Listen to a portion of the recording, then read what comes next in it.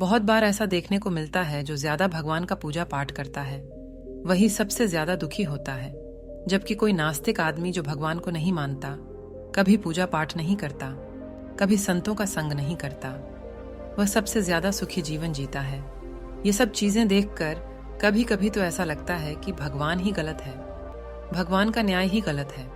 ये कोई कहानी नहीं है, ऐसा हर किसी के साथ होता है। चलिए आज मैं आपको इसके पीछे का कारण बता देता हूँ। आखिर क्यों भगवान को मानने वाला व्यक्ति सबसे ज्यादा दुखी होता है।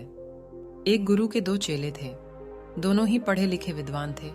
दोनों में फर्क सिर्फ इतना था, एक भगवान को मानने वाला था और दूसरा भगवान को न मानने वाला नास्तिक था। एक ऐसा था जहां पर भगवान की कथा होती थी, जहां सत्संग होता था, जहां भजन होता, वहां दौड़ के चला जाता और भगवान की पूजा पाठ करने लगता। दूसरा शिष्य इन सब चीजों से काफी दूर था। वह शराब पान भी करता था, वेश्याओं के साथ गमन करता था।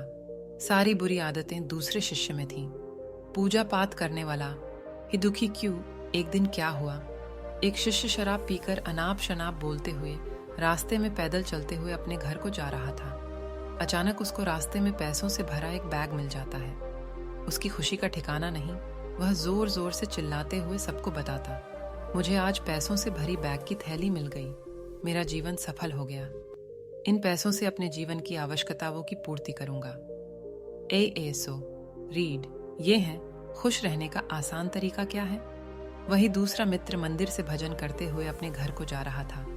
अचानक उसकी पैर में एक बड़ी कील चुभ जाती है, रक्त निकलने लगता है। ठीक उसी समय दूसरा शिष्य भी वहीं पहुंचता है और हंसते हुए उसको बोलने लगता है, क्यों तुम ही हो ना जो सबसे ज्यादा पूजा पाठ करते हो, भगवान का भजन करते हो।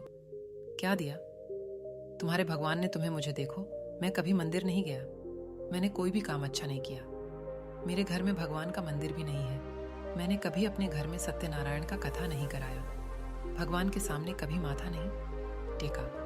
फिर भी मैं कितना संपन्न हूँ, अमीर हूँ, मेरे पास पैसों की कोई कमी नहीं है। सबसे ज्यादा सुखी जीवन में ही जी रहा हूँ। अच्छे शिष्य को उसकी बात चुभने लगी। उसने मन ही मन विचार किया, हाँ यह तो सच बोल रहा है।